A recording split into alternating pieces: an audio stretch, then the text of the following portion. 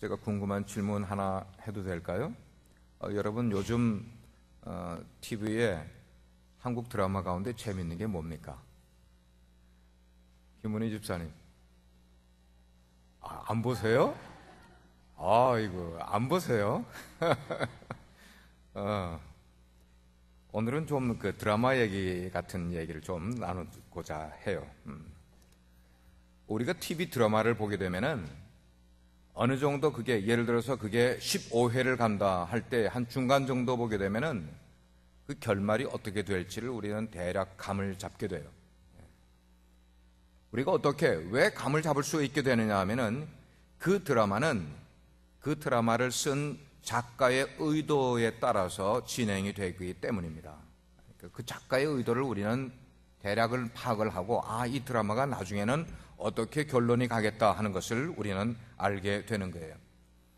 자, 이것을 우리의 인생으로 한번 생각을 해보겠습니다. 우리의 인생은 그러면 마지막이 어떻게 될지, 우리 인생 드라마의 마지막은 어떻게 될지 여러분들은 감을 잡으시고 살아가시는가 하는 질문이에요.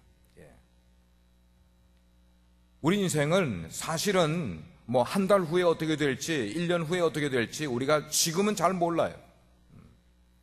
지금은 우리 미래가 어떻게 될지 잘 모르고 사는데, 그러나 우리가 우리의 인생을 조금만 look back 해서, 조금만 우리 인생에서 물러나서, 저는 이 단어를 객관화시킨다는 말로 하는데 이게 좀 어려운 단어 같은데, 우리의 인생을 조금 멀리 떨어져서 우리의 인생을 바라보게 되면은 우리 인생이 어떻게 가고 있는가도 보이고 현재 어떤 모습인지도 보이고 내 인생이 이렇게 사면은 나중에는 어떻게 될 것인가 하는 것들을 우리가 이렇게 볼 수 있는 눈이 생기게 돼요. 근데 이게 쉬운 건 아니에요. 왜? 우리는 우리 눈앞에 보이는 것만 보고 살아가기 때문에 미래에 있는 것을 잘 보지 못한단다. 그럴 때 우리는 한 걸음 물러나서 조금 멀찍이서 우리의 인생을 보는 거예요. 그럼 이게 보이기 시작을 한다는 거예요. 우리 삶에 드라마의 대본을 쓰신 분이 계세요. 시나리오예요. 시나리오. 우리 인생의 이 대본을 쓰신 분의 의도를 우리는 조금 물러서서 보면은 보인다는 거예요. 근데 이렇게 뒤에 물러서서 보지 않고 내 인생에 오늘 살아가는 것 급급해서 한 달 한 달 살아가는 것 이것만 생각하고 하다가는 우리 인생의 드라마의 대본을 쓰신 분의 의도를 우리가 모르니까 힘든 거예요. 내 앞에 지금 어려운 문제가 딱 당도했다. 그거밖에 안 보이는 거예요. 그 다음에 뭐가 있을지를 모르는 거예요. 그러니까 힘들어하죠. 내 인생에 스탬블링 블락이 딱 나왔어요. 거침돌이 딱 했는데 어떻게 피해가야 될지, 어떻게 넘어가야 될지 모르는 거예요. 왜? 그 뒤가 안 보이니까. 그것만 보니까. 그래서 지혜로운 사람은 어떤 사람이 지혜로운가 하면은 내 인생 드라마의 대본을 쓰신 바로 그 내 인생의 원 작가의 의도를 알려고 애를 쓰면서 살아가는 사람은 인생을 지혜롭게 살아간다는 것이에요. 제가 이 내용을 왜 저의 삶 가운데서 알게 됐는가 하면은 하나님의 말씀을 읽어가는데 어느 구절에 가니까 이런 구절이 딱 나오는 거예요. You are mine. 너는 내 것이다 하는 이 말씀이 딱 떨어지는데 와, 놀란 거예요. 교회를 다니는데도 신앙생활 하는데도 불구하고 내가 하나님의 것인지를 모르고 살아가는 사람이 너무나 많아. 그러니까 내 인생이 내 것처럼 살아가니까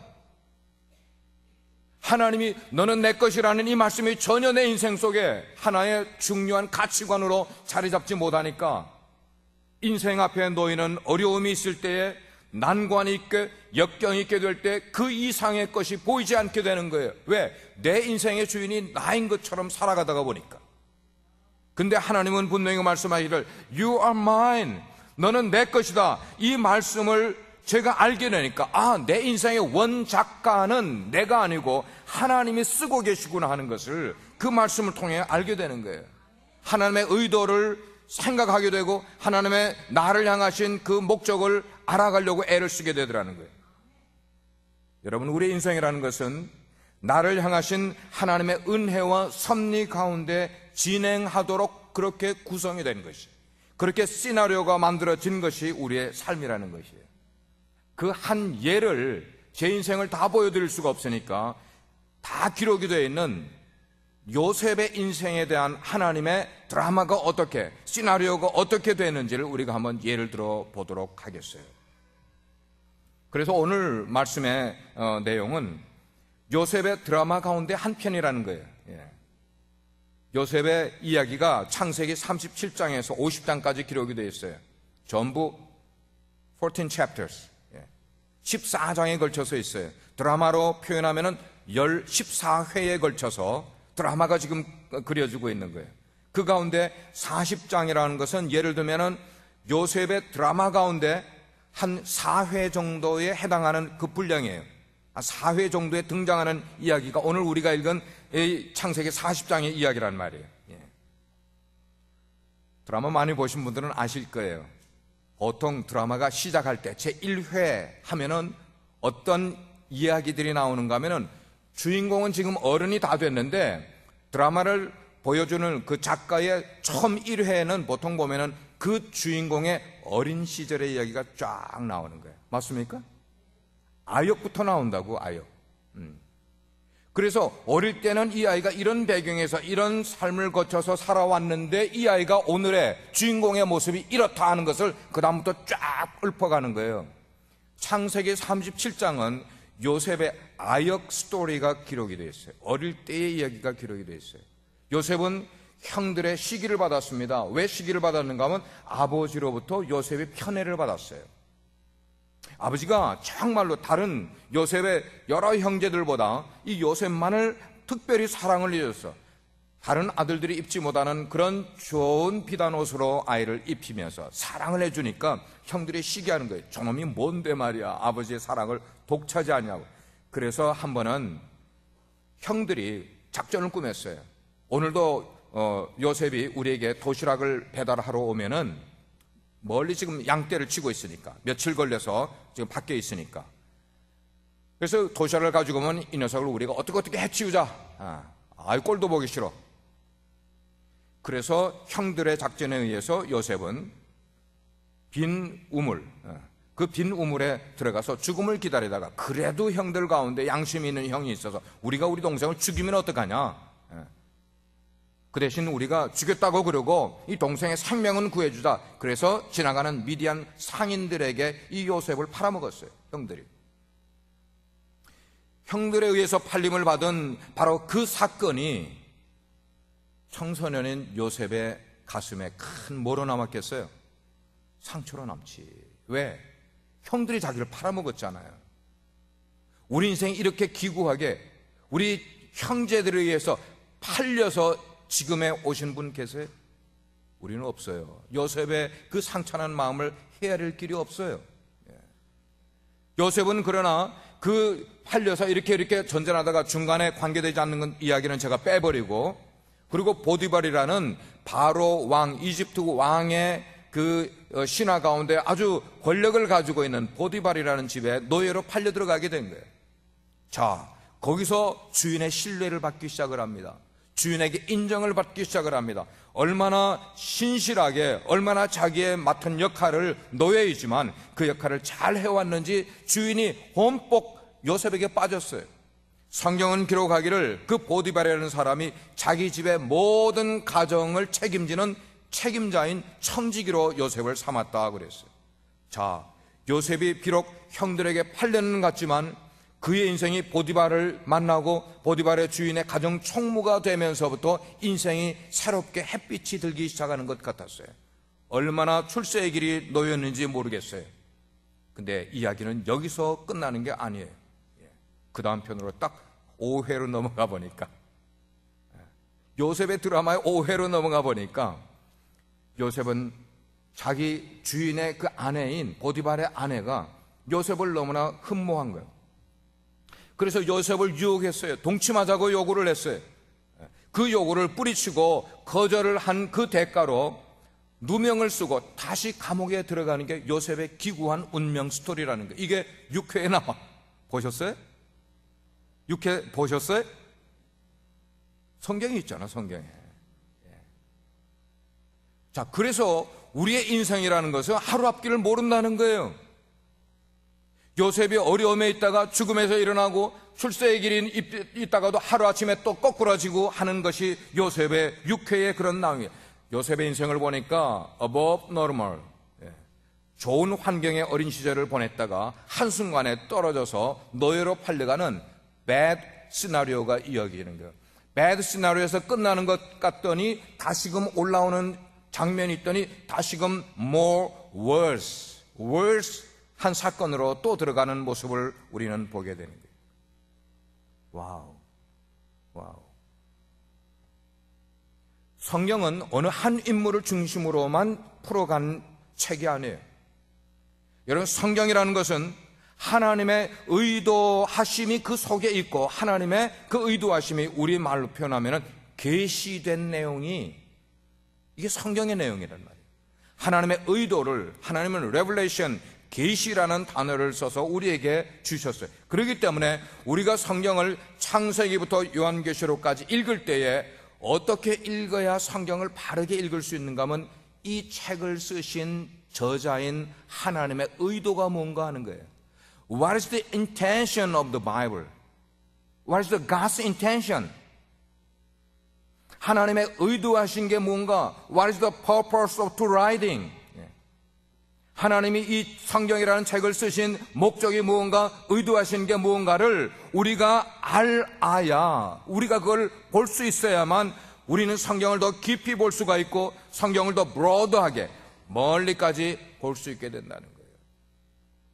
우리가 성경을 읽을 때 그 속에 나타나 있는 하나님의 의도하심을 생각하면서 읽고 있냐는 것이에요. 이게 성경을 언더스탠드하는 최고의 길. 하나님께서는 오늘 창세기 40장을 짧은 거를 봤지만 우리가 요셉의 스토리를 대략 알기 때문에 하나님은 요셉의 삶의 드라마의 작가가 되시는 거예요. He is the author.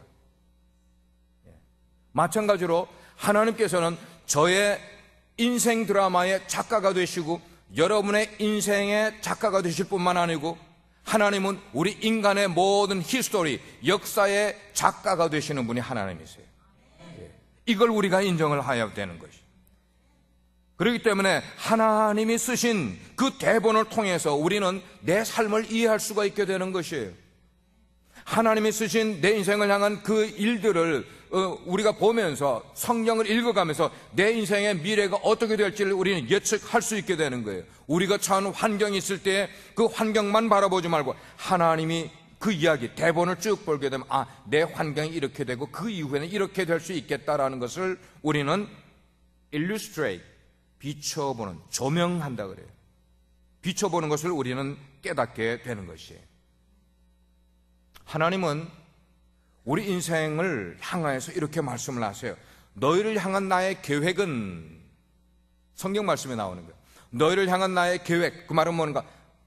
너희를 향한 나의 플랜, 아니면 나의 인텐션은 너희가 형통한 삶이 되기를 원하고, 너희가 블레싱, 축복받는 삶이 되기를 원하고, 너희의 모든 일들이 합력하여 선을 이루게 되기를 하나님이 뭐하고 계시다고요? 원하고 계시다는 거예요. 이게 하나님의 계획이라는 거예요.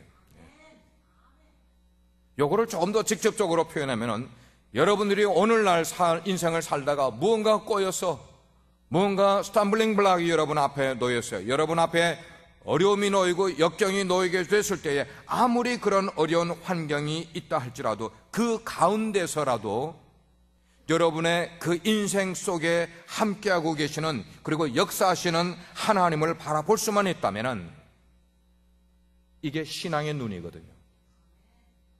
그러면 우리의 인생의 그 이후를 우리가 크게 걱정하고 염려하지 않아도 된다, 안 된다? 된다는 것이에요. 내 이 어려움, 이 환경 가운데 나만 있는 게 아니라 하나님이 함께하고 계시고 하나님의 역사, 그 대본대로 되어진다는 믿음이 내 속에 있게 되면 크게 흔들리지 않은 인생을 살아가게 된다는 것이에요. 저는 오늘 이 말씀을 여러분들이 좀 들으시면서 힘을 얻으시기를 바라요. 여러분의 인생에 뭔가 막힌 돌파구를 찾을 수 있기를 바라요. 여러분의 이민의 현장 가운데서도 하나님의 섭리와 하나님의 역사를 경험하고 의지할 수 있고 승리할 수 있는 분들이 되기를 주님의 이름으로 축원합니다. 지금 현재 요셉의 현실, 그 상황은요, 매우 엉클어져 있어요. 엉클어져 있다는 게 뭔가 알죠? 막 뒤죽박죽이 돼 있단 말이에요. 상황이 매우 나빠요. 그러나 요셉은 알아요. 내 이 어려운 상황 가운데 함께 하시는 하나님의 섭리를 아는 거예요. 하나님의 플랜, 인텐션을 아는 거예요. 그 인텐션을 세 가지로 오늘 성경이 우리에게 보여주고 있는데, 첫째는 뭐냐면은 하나님은 요셉에게 그 어려운 환경, 감옥에 있지만 중요한 인물을 만나는 것을 허락을 해주는 거예요. 여러분 이걸 아셔야 돼요. 내 어려운 환경 가운데 나 혼자 있는 줄 알았는데 하나님께서 나의 인생의 문제를 해결할 수 있는 중요한 만남을 내 인생 가운데 제공해 주신다는 것이에요. 하나님께서는 지금 요셉이 비록 감옥에 있었지만 바로 왕의 술 맡은 관원장과 떡 맡은 관원장이 함께 그 감옥 속에 들어가 있으면서 요셉을 만나게 해 주셨다는 거예요. 그 관원장은 오늘로 말하면 장관 정도 되는 사람들이에요. 파워가 있어요, 없어요? 파워가 있는 사람들이죠. 예. 우리 인생에 때때로 파워가 있는 사람을 만날 필요가 있어요. 문제를 쉽게 해결하기 위해서. 무슨 이유인지 모르지만 그 높은 양반들이 지금 감옥에 들어와 있는 거예요. 예. 그래서 요셉은 그 장관들, 그 관원장들과의 만남이 동기가 되어서 여차여차 스토리는 다 빼버리고 나중에 바로 왕 앞에 서게 되는 특권을 얻게 되는 거예요.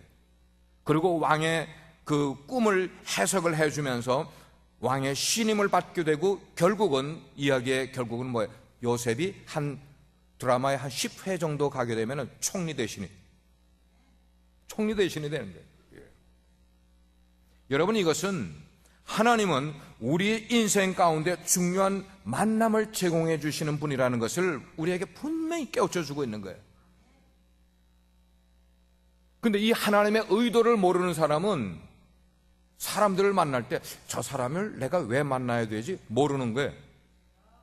하나님의 의도를, 내 인생의 저자의 의도를 아는 사람은, 그렇게 찾아가는 사람은 어떤 사람을 만나게 돼, 저 사람은 하나님이 나에게 만나게 주신 중요한 사람이구나 하는 것을 알게 되는 거예요. 예. 두 번째로 하나님은 요셉에게 기묘한 꿈을 해석할 수 있는 능력을 주셨어요.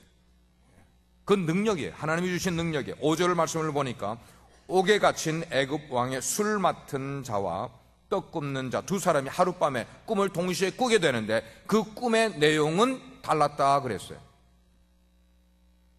왜 이 왕의 관원장 두 사람이 감옥 속에서 동일한 밤에 꿈을 꾸게 됐냐는 거예요. 이 꿈을 꾼 두 관원장은 분명히 내 지금 꾼 꿈이 내 인생에 심상치 않은 일이라는 것을 그들은 알았어요. 그래서 사람들에게 이 꿈의 내용이 무슨 뜻인가 물어보니까 몰라. 저 사람한테 물어봐도 몰라.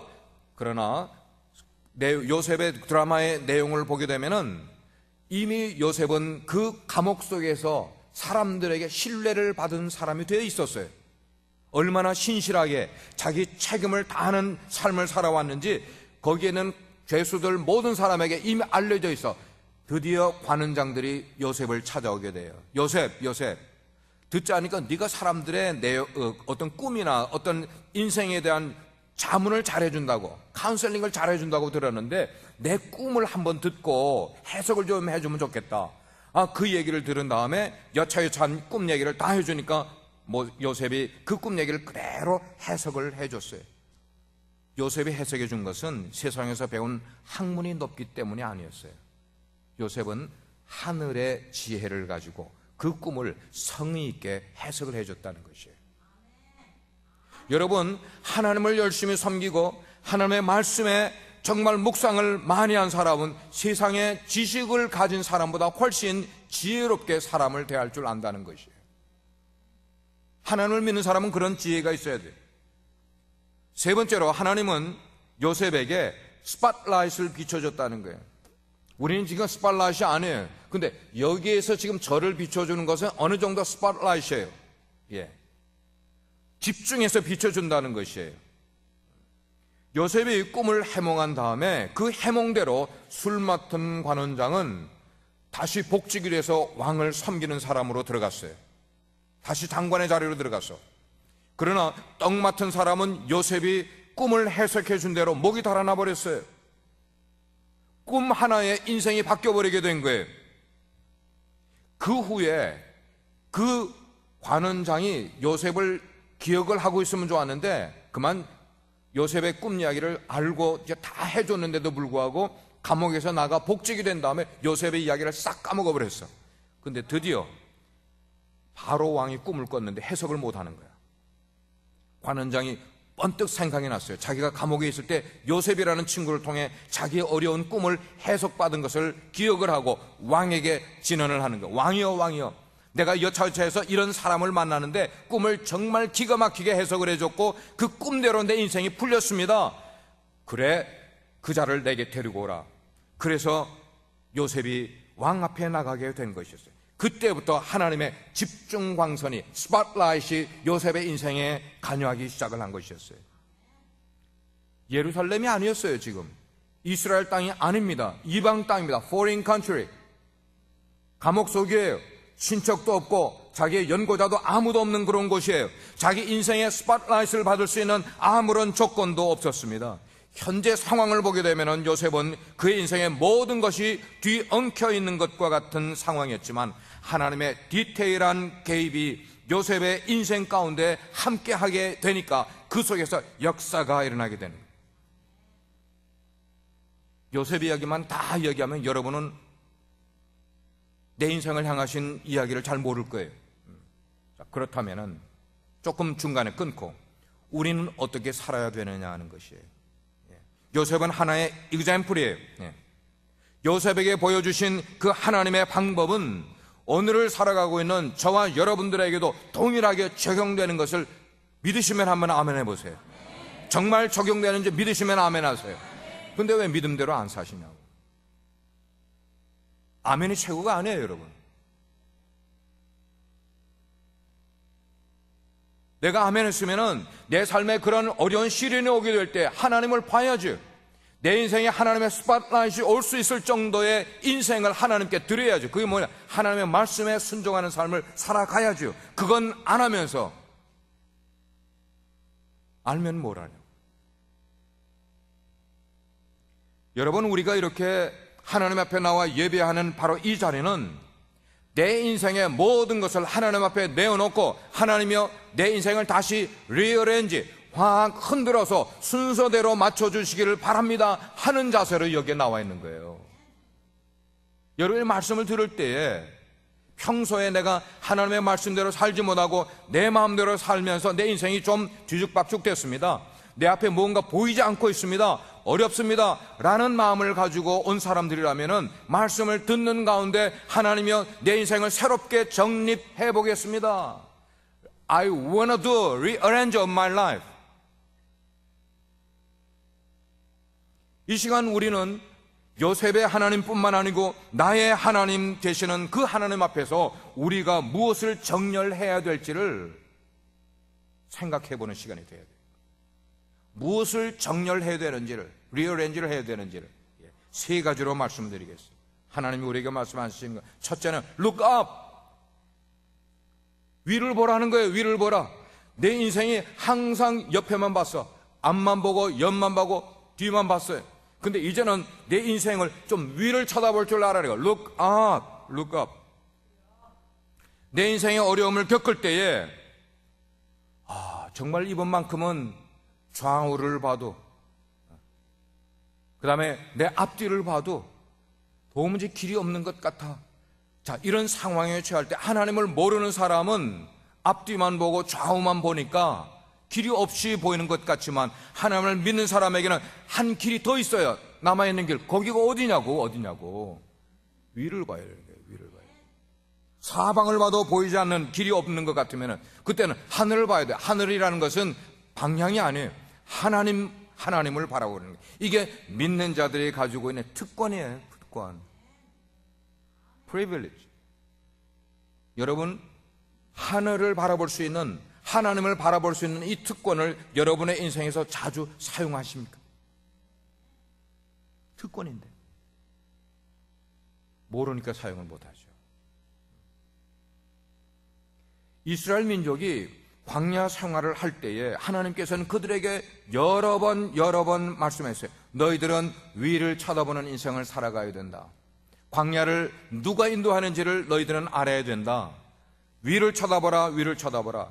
그들이 광야 생활을 시작할 때부터, 그래서 홍해를 건너서 광야로 딱 들어가는데 며칠 만에 아말렉 산적떼들을 만난 거예요. 그 사람들은 무시무시한 사람들이었어요. 산적떼들, 양심도 없고 의리도 없는 그런 사람들이었어요. 공격을 받게 됐을 때 이스라엘 백성들이 노예 생활을 하다가 광야로 들어온 사람들이 무슨 전쟁 연습을 했겠냐고요. 이스라엘의 장정들이 무슨 칼싸움을 할 줄 알았겠고 활을 쓸 줄 알고 창을 쓸 줄 알았겠냐고. 그들은 야, 이제 우리는 죽었구나라는 생각을 할 수밖에 없었지만, 그래도 대열을 정돈해서 한 사람을 사령관으로 해서 전쟁을 내보냈어요. 누가 사령관이에요? 여호수아라는 사람을 사령관으로 내세워서. 그러나 그 이스라엘의 장정들은 오합지졸. 여러분, 오합지졸이 무슨 뜻인지 알죠? 전혀 훈련되지 않은 사람이에요. 전쟁을 경험해보지 않았던 그런 사람들이었어요. 나가서 싸우겠어요. 자, 그럴 때 하나님은 그 아말렉 산적떼들과 전쟁을 벌이려고 준비하고 있는, 전쟁을 벌이고 있는 그 전쟁터에 있는 이스라엘 장정들에게 하나님의 시선이 꽂히지 아니하고, 하나님의 시선은 언덕 위에 있는 세 노인네들에게 하나님의 시선이 꽂혔다는 걸 우리는 알아요. Who is that? 언덕 위에 세 노인네 누구예요? 모세와 아론과 훌. 뭐 하고 있었어요? 모세가 두 팔을 벌리고 하나님 앞에 뭐 하고 있었어요? 기도하고 있은 거야. 기도하고 있고, 아론과 훌은 양쪽에 팔을 받쳐주고 있는 것이에요. 하나님의 시선은 지금 당면에서 전쟁을 벌이고 있는 그 전쟁터에 있는 그 장수들에게 하나님의 시선이 가 있는 게 아니라, 하나님의 시선은 하나님께 모든 것을 맡기고 기도하고 있는 그 세 노인들에게 하나님의 시선이 꽂혔다는 거예요, 여러분. 우리 인생이 이걸 알면은, 내 인생에 지금 닥쳐있는 이 문제보다 더 중요한 것은 위를 바라보고 있는 신앙이에요. 위를 바라보고 있는 신앙. Please. 여러분의 지금 답답하고 안타깝고 풀리지 않는 그 문제만 쳐다보고 염려하고 두려워하지 마시고 빨리 하나님을 보셔야 된단 말이에요. 하나님의 뜻을 찾으셔야만 된다는 거예요. 전쟁이 끝났어요. 그리고 또 이제 가는 거예요. 가나안에 들어갔습니다. 약속의 땅을 들어가기 직전에 정탐을 할 때에 각 족속에게 한 사람씩 차출을 했어요. 그래서 한 족속에 한 사람씩, 모두 몇 명이 나왔겠어요? 12명이 나왔어요. 가나안 땅에 들어가기 전에 정탐꾼을 보내서 너희들이 정탐을 잘하고 보고를 잘 해주기를 바란다. 10명을 보내는데 그 정탐꾼들 가운데 10명은 돌아와서 우리는 거기 들어가기는 너무나 약합니다. 우리는 들어갈 수가 없습니다. We cannot enter there. 왜냐하면 저쪽에 사는 사람들이 우리보다 훨씬 키가 크고 장군들이고, 저쪽에 사는 사람이 다 털을 잡고 있는데, 그리고 산악지역이고, 그런데 우리가 어떻게 들어가냐고.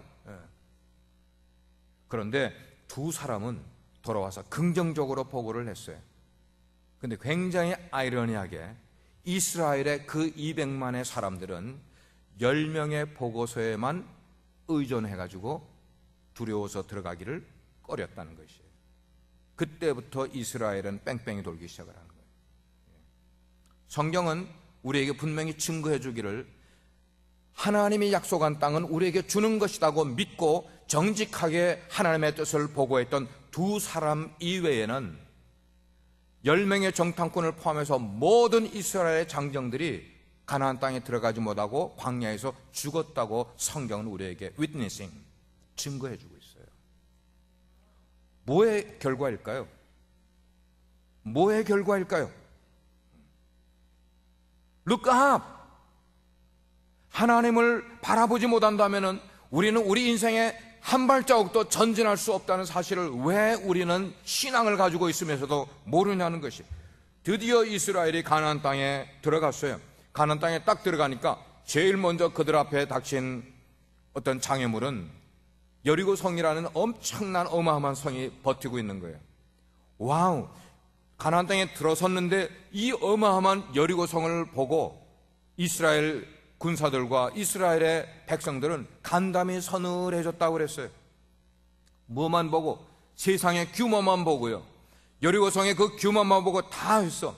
그 시간에 하나님의 종인 여호수아는 밤에 잠을 자지 못하고 있었습니다. 백성들은 와, 저 성 어마어마하구나 라고 생각하는 동안에 하나님의 종인 여호수아는 밤에 잠을 자지 못하고 있었다는 사실을 우리나라에게. 왜? 그 문제를 해결해야만 되니까. 그런데 그곳에 여호수아만 있었던 것이 아니라 성경을 읽어보니까 여호수아가 고민하고 있는 바로 그 자리에 여호와의 군대 장관이 함께 있었다고 성경은 기록하고 있어요. 여호와의 군대 장관.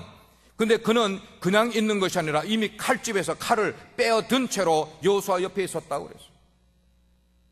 하나님은 우리가 걱정하고 염려하고 있는 그 순간에도 하나님은 이미 액션을 시작해 놓으신 분이라는 거예요, 여러분. 예. 이게 하나님의 섭리라는 거예요. 기억하시길 바랍니다. Remember. 예. 우리가 믿는 하나님은 우리보다 먼저 칼을 들고 액션을 시작하시는 분이라는 것을 믿으시기를 바랍니다. 우리가 할 일이 뭐냐면 우리가 액션을 취하는 것보다 중요한 것은 우리가 그런 하나님을 믿으면서 그분의 높은 이름을 우리의 인생 속에서 찬양하고 경배하는 일만 하면 되는 거예요.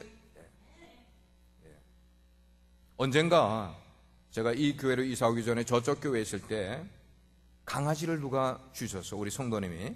그래가지고 그 강아지를 한 몇 개월을 제가 교회에서 키운 적이 있었어요. 이게 강아지에 이제 목줄을 이렇게 해서 예배 들어갈 때나 제가 나갈 때는 묶어놓고 그 책상 다리에다 묶어놓고 어린 거니까 그렇게 이제 나갔는데 이 녀석이 한쪽으로만 뱅뱅뱅뱅뱅 돌다가 나중에는 개줄이 다 어떻게 됐겠어요? 다 꼬인 거야. 그래서 다리를 다 감아버렸어. 더 이상 못 가. 움직이지 마. 거기서 낑낑거리고 있는 거예요. 그래서 제가 이 녀석을 그 긴 줄을 다 풀어주려니까 뭐 이렇게 계속 돌리다가 보니까 이게 얼마나 불편해요. 쉽지가 않잖아요. 강아지가 또 말도 안 듣고. 딱 생각이 나는 게 그 강아지를 묶어놓은 그 책상 다리 그 한쪽을 쫙 들고 그 감겼던 거를 쫙 푸니까 한꺼번에 뭐가 됐어요? 해결이 된 거야. 여러분, 우리 인생에서는요 굉장히 단순한 것이 우리 문제를 해결해 줄 때가 있어요. 제가 살아가면서 굉장히 어려움을 겪으면서 마음 가운데 고민을 한 적이 있었어요. 마음이 무척 무거웠어요. 하나님께 기도하고 또 기도하고. 근데 하나님께서 한 번은 저에게 이렇게 말씀을 주시는 거예요. 내가 내 기도를 들어주마. 그러면 한꺼번에 풀릴 것이다. 하나님이 제 그 어려운 마음을 들어주시면은 내 문제가 한꺼번에 풀릴 것이라는 거예요. 우리가 이민 생활을 살아가다 보면은 얼마나 꼬이는 일이 많아요. 여러분이 그렇게 꼬여있는 상태인데 또 목사가 설교에서까지 꼬인다고 하니까 기분 나쁘세요? 여러분이 안타까워서 그러는 거예요. 우리가 인생을 살다 보면은 내가 해결할 수 없는 문제로 끙끙 앓고 있는 그런 일들이 왜 우리에게 없어요? 그럴 때마다 하나님을 바라보시기라는 거예요. Look up. 하나님께서 축복의 팔을 드시고 하나님께서 어떤 전쟁의 그 권능의 칼을 뽑아서 우리의 문제를 해결해 주시는 하나님을 우리는 봐야 되는 거예요. 요셉은 이와 같이 어려운 환경 가운데서 하나님을 look up 했어요. 하나님을 봤단 말이에요. 골로새서 3장 말씀에 보면은 이런 말씀이 있어요. 그러므로 너희가 그리스도와 함께 다시 살리심을 받았으면 위의 것을 찾으라 그랬어요. 위의 것을 찾으라. 거기는 그리스도께서 하나님 우편에 앉아 계시느니라 위의 것을 생각하고 땅의 것을 생각하지 말라고 말씀을 하고 있어요. 어려울 때 위의 것을 생각해야 돼. 내 환경과 관계없이 위의 것을 생각하고 그곳에 계신 하나님의 능력을 우리가 덧입기를 구해야만 되는 거예요. 두 번째는 look far, look far.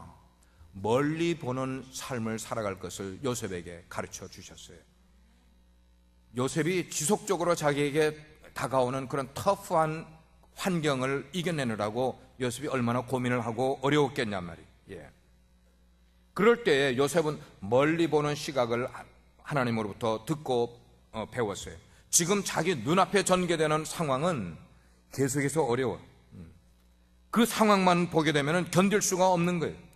그렇지만 하나님은 그런 어려운 상황 가운데서 나를 연단하셔서 나를 정금같이 만드시고 때가 되면 하나님께서 그렇게 연단받고 훈련받은 것이 내 인생의 아름다운 면류관으로 빛으로 이루어질 것에 대한 하나님에 대한 신뢰를 가지고 있었어요. 여러분들이 믿음 생활을 하고 계시는데도 불구하고 여러분에게 시련이 오시거든 인내를 훈련하시는 하나님의 계획이 분명히 있다는 것을 생각을 하시고요. 내가 더 큰 그릇이 되게 하기 위해 내 인생에서 내 인격에서 흠 있는 것을 제하려고 어려움을 주시는구나. 내가 교만하니까 좀 겸손하게 하시려고 나를 자꾸만 깎아 낮추시는구나. 내 부족함을 채워주시려고 이런 것을 경험하게 하시는구나. 이걸 알아야 돼요. 예. 요셉 드라마로 우리 다시 돌아갑니다.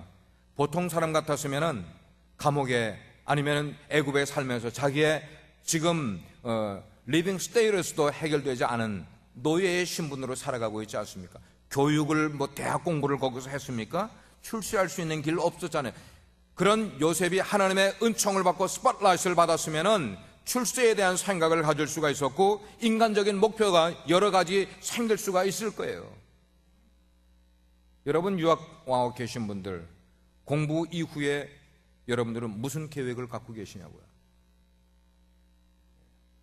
사업을 하시는 분들 여러분의 사업이 그냥 죽을 때까지 이대로 가기를 원하십니까? 여러분의 사업이 어느 정도 시간이 지나면 업그레이드 아니면 점프업 해가지고 그 이후에 무엇을 여러분들이 꿈꾸고 계시냐고요. 그 이후에 여러분이 지금 직장생활 하신다 하더라도 그 이후에 10년 후에 어떤 여러분의 삶이 되기를 여러분들이 갖고 계시냐 이 말이에요. 근데 그것이 하나님의 여러분의 인생의 드라마에 없는 대본을 여러분들이 만들어가지 않아야 된다는 게 중요한 거예요. 하나님의 뜻을 찾는 사람은 내가 계획을 세우는 그 계획이 하나님이 내 인생에 만들어 놓은 드라마의 각본대로 찾아가는 사람이 있는 반면에 어떤 사람은 하나님이 내 인생에 만든 드라마와는 전혀 상관없이 내 드라마를 새롭게 쓰고 만들어가는 사람들이 있다는 거예요. 안 돼요. 그건 안 된다고요. 제가 되게끔 도와줄 수 있으면 얼마나 좋겠어요. 제가 도울 수 없는 부분. 요셉은 그가 가질 수 있는 그런 계획, 그것에 초점을 맞추지 않았어요. 하나님께서는 요셉을 처음부터 하나님의 계획 속에는 요셉을 애굽의 총리로 삼을 계획을 딱 갖고 있었어요. God fixed the plan. 하나님이 그렇게 갖고 계셨어요. 그리고 그를 통해서 나중에 총리가 되면 훗날 그 후손들이 애굽에서 다시 다 구원을 받아서 이스라엘 땅으로 돌아올 것에 대한 하나님의 계획이 다 있어. 그러니까 요셉의 인생은 뭐예요? 하나님의 플랜, 하나님의 의도하심 속에 쓰임을 받는 도구로서 살아가고 있는 것이에요. 근데 여러분, 그런 큰일이 요셉을 통해 하시게 된다면은 요셉이 하루아침에 그런 총리 대신이 될 수 있겠냐고. 애굽이라는 그 거대한 나라가 지금으로 말하면 미국 같은 나라인데 이민 온 아니면 노예로 팔려온 사람이 미국에 와서 갑자기 여기에 이렇게 총리 대신이 프라임 미니스터가 될 수 있어요? 아니죠. 사람들에게 인정을 못 받아. 하나님은 요셉을 이미 애굽 땅에 프라임 미니스터가 될 수 있는 점을 찍어놓고 그가 그런 사람이 될 수 있을 만큼의 연단을 그에게 주시고 그런 커다란 그릇이 되기 위한 여러 가지의 시련을 그에게 다 주시는데도 불구하고 요셉은 하나님을 디나이하지 않았다는 거예요. 하나님의 각본을 거부하지 않았다는 것이 총리가 되기까지 그 어려운 과정을 요셉은 꿋꿋이 인내하며 그것을 지켜가면서 왜 요셉이라고 청년의 때에 도망치고 싶은 생각이 들지 않았겠어요? 왜 나는 내 하고 싶은 대로 살고 싶은 생각이 요셉인들 왜 없었겠어요? 그러나 요셉은 그의 생각보다 하나님의 계획을 더 올려드린 거예요. Look far, look far. 제가 안타까운 것은 여러분이 이민 와서까지 여러분의 인생을 바라보는 시각이 너무 짧은 것에 대해서는 안타까움이 있어요. 연세가 이미 많이 드신 분들은 오케이, 살아갈 날이 얼마 남지 않았으니까. 그러나 젊은이인데도 불구하고 하나님의 멀리 보는 그 하나님의 계획을 알지 못하고 오늘 짧은 인생을 살아가는 모습을 보면 안타까운 거예요. 안타까워. 하나님의 계획을 왜 저렇게 모를까? 성경을 모르면 모르는 거죠. 성경을 안 읽으면 모르는 거죠.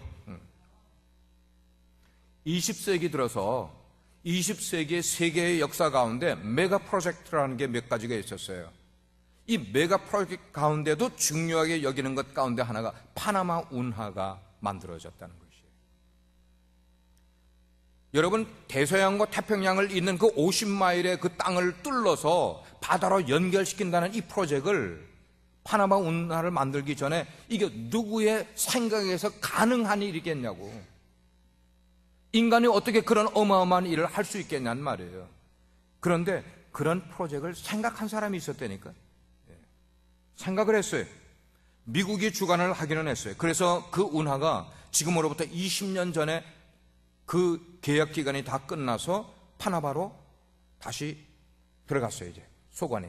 근데 파나마 것이 됐어요. 그전에는 미국이 그 운영을 했어요. 왜? 미국이 뚫렸기 때문에. 자, 그런데 이 파나마 운하를 만들게 될 때에 그것이 지나가야 되는, 그 파나마는 중남미 아닙니까? 정글이 많고 습지가 많은 곳이에요. 그냥 길을 팔 수 있는 그런 상황이 아니야. 그 하면서 인부들이 말라리아에 걸려서 죽어가는 사람이 비일비재하는 거예요. 중간에 도중 하차하려고 하고 정치인들이 막 해가지고 못한다 압력을 넣고 이런 많은 일들이 있었음에도 불구하고 돈은 얼마나 들었겠어요? 인건비만 3억 8천만 달러라는 어마어마한 금액이 들었단 말이에요. 이런 일을 도대체 미국의 가버먼이라고 해서 정치인들이라고 해서 이걸 가만두겠냐고. 그러나 그 파나마 운하에 대한 비전을 가지고 계획을 품었던, 그 프로젝트를 시작을 했던 그런 몇 사람의 관련자들 끝까지 물리적으로 어렵고 관계적으로 어렵고 정치적으로 어려운 그 일을 진행을 했어요. 성공을 했어요. 그리고 나서 그 대공사가 성공을 할 수 있었던 유일한 이유가 뭐냐면은 그것을 만들어가고 추진해가는 사람들이 앞만 바라보지 않고 긴 안목을 바라보고, 이 파나마 운하가 뚫려서 태평양에서 대서양으로, 대서양에서 태평양으로 배가 운행할 수만 있게 되면은 우리 인류 역사에 어마어마한 변동이 일어나게 될 것이라는, 상업과 무역의 일대 아주 그냥 전환점이 이루어질 거라는 그런 먼 안목을 바라보면서 많은 사람들의 반대와 물리적인 반대에도 불구하고 만들어갔어요. 세계의 흐름을 바꿔놨다고요. 여러분, 우리에게도 인생을 살아가면서 우리가 그냥 단순히 이민의 삶을 산다는 걸로 끝나는 것 아니라 내 가정, 내 식구들, 내 자녀들 잘 키우면 된다는 그런 생각이 아니라 여러분들도 좀 멀리 보는 안목, 하나님이 내게 주신 그러한 플랜을 알 수 있는, 그래서 그 하나님의 계획 속에서 그 믿음의 시련의 길을 내가 걸어가고 있다면 그것을 달게 받을 수 있는, 왜? 이게 선하고 온전하신 하나님의 뜻이라면 하나님이 나를 그냥 두지 않을 것이야. 이런 어려움과 시련을 통해서 결국은 나에게 이런 여기다 믿음을 가지고 오늘을 살아갑니다. 지금의 자리, 여러분의 자리가 비록 힘드시고 앞이 보이지 않습니까? 그렇지만 여러분의 그 시련의 사망의 골짜기와 같은 그 속에도 누가 함께 하신다? 하나님이 함께 하신다. 내 인생의 플랜과 드라마를 적어가시는 하나님이 함께 하신다는 것을 믿고 있는데 내가 두려워한다고요. 내가 왜 흔들리는 인생이냐고요. 스텝 바이 스텝, 모멘트 바이 모멘트, 여러분들 하나님의 뜻을 쫓아갈 수 있는 분들 되기를 축원합니다. 세 번째, 우리가 정립해야 될 태세는 뭐냐? Look around, look around. 우리 주변을 돌아보자는 거예요. 여기 돌아본다는 것은 이렇게 사람이 누군가를 보는 게 아니라 주변에 하나님이 내게 주신 은사를 통하여서 내가 비록 지금 험한 환경에 있다 할지라도, 나쁜 상황에 처해 있다 할지라도 내 주변에서 나의 도움을 필요로 하는 사람들이 없는가 하는 거예요. 나는 무엇으로 주변에 있는 이런 사람들을 도와줄 수 있는가 하는, 요셉이 이런 생각을 가지게 된 것은 가족들이 옆에 있었기 때문입니까? 자기를 돌봐주는 스폰서가 뒤에 있었기 때문입니까? 아니에요.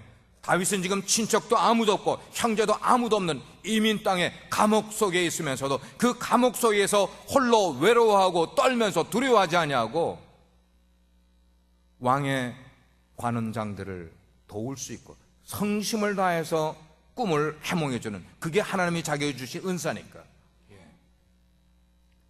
그렇게 함으로 그 사람들의 도움을 통해서, 하나님의 역사를 통해서 감옥에 나가고 왕 앞에 서게 되고 결국은 총리 대신이 돼요. 어마어마한 놀라운 역사가 일어나지 않았나요? 요셉의 현재의 상황을 보면은 그는 좌절할 수밖에 없었습니다. 포기할 수밖에 없는 환경이었어요. 감옥에 있는데, 그것도 자기 상관의 가장 높은 분의 아내를 겁탈했다는 누명을 쓰고 들어와 있는데 피할 길이 어디 있어요? 누가 변호해줘? 요셉은 포기하지 않았어요. 그런 환경에서 절대 낙심하지 않았어요. 그리고 자기가 할 수 있는 일을, 자기가 해야 할 일을 묵묵히 하게 됐어요. 창세기 39장 말씀을 보게 되면은 이렇게 기록해요. 전옥이 그 전옥 안에, 감옥 안에 있는 모든 일을 요셉에게 다 맡겼다 그랬어요. 우리가 읽은 창세기 40장의 이 에피소드는 창세기 39장에서부터 쭉 이어오는 이 내용. 그 말은 뭐냐면 요셉이 자기 어려운 환경 가운데서 최선을 다하는 그런 요셉, 그 최선을 다할 때 하나님의 은혜가 거기에 딱 맞아 들어가게 된 것이었어요. 그렇습니다, 여러분. 우리가 성경을 그냥 보지 마시길 바라고 설교를 그냥 듣지 마시길 바라요. 여러분에게 분명히 필요한 메시지이기 때문에 오늘 이 메시지가 여러분께 들려지게 되는 것이에요. 여러분의 환경이 어렵습니까? 뭔가 막혀 있습니까? 나쁜 환경입니까? 그러나 그런 가운데서도 관원장들의 꿈을 성의 있게 해석을 해준 요셉의 모습을 보면서 여러분이 하나님으로부터 받은 은사가 뭐냐고요? 여러분의 상황에서 할 수 있는 게 뭐냐고요? 여러분의 주어진 자리에서 최선을 다하여 하나님의 섭리를 끌어낼 수 있는 분들 되시기를 바라요. 내 인생은 내가 포기하면서 하나님께서 내 인생에 역사해 주길만을 기도하는 어리석은 신앙인이 되지 마시길 바라요. 내가 포기하지 않아야죠. 내가 낙심하지 않아야죠. 그러면서 하나님의 섭리를 기다려야죠. 하나님의 섭리는 어떤 사람에게 이루어지냐? 자기 인생에 충성하고 있는 사람, 그리고 자기 인생을 최선으로 살아가려고 하는 사람에게 하나님의 섭리가 임하게 된다는 것이에요. 다윗의 경우도 그랬어요. 다윗이 기름 부음을 받을 때에 사무엘 선지자가 다윗의 아버지 이새의 집에 와서 다윗 불러와 그래가지고 다윗에게 기름 부음을 하지 않았어요. 다윗을 만나기 전에 이새가, 아버지가 누구를 먼저 데리고 왔어요? 사무엘 선지자에게 첫째 아들 데리고 왔어.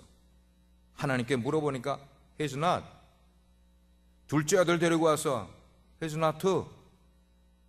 셋째 아들, 넷째 아들, 일곱째 아들까지 다 데리고 와서 면담을 시켰는데 아니네. 사무엘 선지자가 물었어요. 또 없어? 아들 또 없어? 예, 하나 말째 아들이 있는데 지금 들에서 양치고 있어요. 그 아들 데리고 와보게. 이새가 사람을 보내서 요셉이 왔어요. 다윗이 왔어요. 여덟째 아들. 근데 성경은 다윗이 사무엘 선지자 앞에 올 때 얼굴이 붉었더라 그랬어요. 붉었더라. 건강해서 붉었어요? 양치다가 재미가 없어서 포도주를 헐짝 해가지고 얼굴이 빨개졌어요? 아니요. 다윗은 형들이 사무엘 선지자에게 인터뷰를 하고 있는 동안에도 다윗은 들판에 나가서 양을 치며 햇빛 아래 뙤약볕 아래 있었기 때문에 얼굴이 붉어진 거예요. 뭐예요? 자기의 현재에 최선을 다하고 있었다. 하나님은 그런 아들을 불렀어요. 다윗이 집에 돌아와 보니까 자기 형들은 이미 인터뷰를 다 끝내서 아이고 아버지는 나는 전혀 생각지 않는구나, 마음에 불평을 하고 있었어요. 왜 나는 막내이기 때문에 이런 대우를 받아야 되나, 혼자서 자기 그 자격지심에 이런 생각을 하고 있었어요? 아니에요. 그렇게 했으면 다윗의 얼굴은 붉어지지 않았을 것이에요. 다윗은 자기가 해야 될 일에 최선을 다하고 있을 때에, 그 말은 사무엘 선지자에게 앞으로 왕이 될 것이라는 기름 부음을 받은 이후에도 성경은 다윗이 나가서 목동 생활을 계속했다고 말하고 있어요. 우리가 교회에서 직분을 받으면, 그리고 우리가 안수를 받으면 거기서 다 된 것 아니에요. 계속해서 내 주어진 상황에서 성실하게 최선을 다해야만 되는 거예요. 이것이 하나님이 우리에게 주신 인생에 하나님께 최선을 다하여 돌려드리는 그런 모습이에요. 혹시라도 지금 여러분의 삶 속에서 정말 삶의 용기를 잃어버리고 자포자기한 분 계십니까? 낙심하고 계신 분 계십니까? 하나님께서 당신을 연단해서 믿음의 그릇으로 세워주기 위한 하나님의 단련의 과정이라는 것을 분명히 깨달으시길 바랍니다. 그런 상황이 있으면서도 여러분의 주위에 도와줄 사람이 있는지를 찾아보시기를 바라요. 주위를 돌아보면서 내가 할 일이 뭔가를 찾아보시기를 바라요. 그리고 주님을 위해서 여러분이 받으신 하나님의 은사를 활용하시는 분 되시기를 바라요. 아프리카에 맹수들이 여러 종류가 있어요. 사자도 있고 하이에나도 있어요. 사자, 하이에나, 햇빛이 올라오고 해가 뜨기 시작을 하면은 그때부터 사자도 하이에나도 치열하게 서로 쫓고 쫓기는 숙명을 받아들이면서 살아가고 있어요. 모두요. 동물도. 우리가 눈을 뜨면은 오늘 내가 살아야 될 이 삶이 치열한 싸움터에서 살아야 되는 그런 숙명이라는 것을 느끼며 살아가는 사람이 몇 명이나 돼요. 너무 나이브하잖아요. 너무 약하게 살아가고 있지 않냐고요. 이민 생활 그렇게 쉬운 줄 알고 이민 오셨습니까? 삶에서 눈물을 흘려보지 않은 사람이 어떻게 이민 생활을 했다고 볼 수가 있어요? 남 밑에서 일해보고, 여러분이 사는 집에 벽에서 물이 줄줄 흐르는 집에서 살아본 적이 있습니까? 침대가 온전한 침대가 아니고 침대에 스프링이 막 뛰져 올라오는 이런 침대에서 자면서 이민 생활을 시작해 본 분들 얼마나 계세요? 우리는 너무 적은 일에 낙심하는 것 같아요. 하나님이 우리에게 얼마나 많은 가능성을 주셨는지 몰라요. 넓게 보시길 바랍니다. 내가 여기에 있는 것은 하나님이 나를 미국으로 이민 오게 만들어 주셨다. 믿으시면 아멘 하세요. 이런 정도의 하나님의 내 인생을 인도하시는 것에 대한 확신과 인정을 해드리면서 살아가야죠. 그러면 그 다음부터는 그러면 나를 여기에 보내신 분도 하나님이시면은 여기서 내가 살아가는 모든 길도 하나님이 이끌어 주실 것에 대한 믿음을 가지고 살아야죠. 이게 우리에게 주어진. 그러면 내 인생 앞에 거창한 것 아니라도 작은 거에도 내가 충성하며 살아갈 수가 있을 거예요. 다윗은 양 치는 것도 그냥 하지 않고 목숨을 걸고 양을 쳤어요. 하나님께서는 얼마 후에 그렇게 자기 일에 최선을 다하며 목숨을 걸고 행한 다윗을 들어 일국의 왕으로 삼아주셨어요. 누구 플랜이에요? 다윗의 플랜입니까? 아니에요. 하나님의 각본 속에서 그렇게 돼 있었던 거예요. 이것이 바로 하나님의 방법이고 우리에게 주시는 메시지입니다. 그래요. 아브라함의 하나님, 이삭의 하나님, 야곱의 하나님, 그리고 요셉의 하나님께서는 동일하게 저와 여러분들의 하나님도 되시는 것을 믿으시길 바랍니다. 우리가 믿는 하나님, 죽은 하나님이 아니에요. 지금 무슨 영화가 나왔다 그래. God is not dead. 하나님은 죽지 않았다는 그런 영화가 나왔다 그래. 하나님은 살아계신 하나님이세요. 그분이 저와 여러분 인생 전체의 대본을 다 쓰신 분이에요. 하나님께 물어보세요. 내 인생의 대본 한 1년 후는 어떻습니까? 10년 후는 어떻습니까? 물어보세요. 우리 청년들 물어보세요. 여러분의 눈을 들어서 내 인생의 작가 되시는 하나님의 의도를 믿음의 눈으로 look up, look far, and look around 그렇게 하시는 가운데 여러분의 개인의 삶을 업그레이드 하시고 여러분의 가정을 업그레이드 하고 우리 교회를 업그레이드 하게 되면서 하나님의 축복을 이끌어낼 수 있는 분들 되기를 주님의 이름으로 축원합니다. 기도하시겠습니다.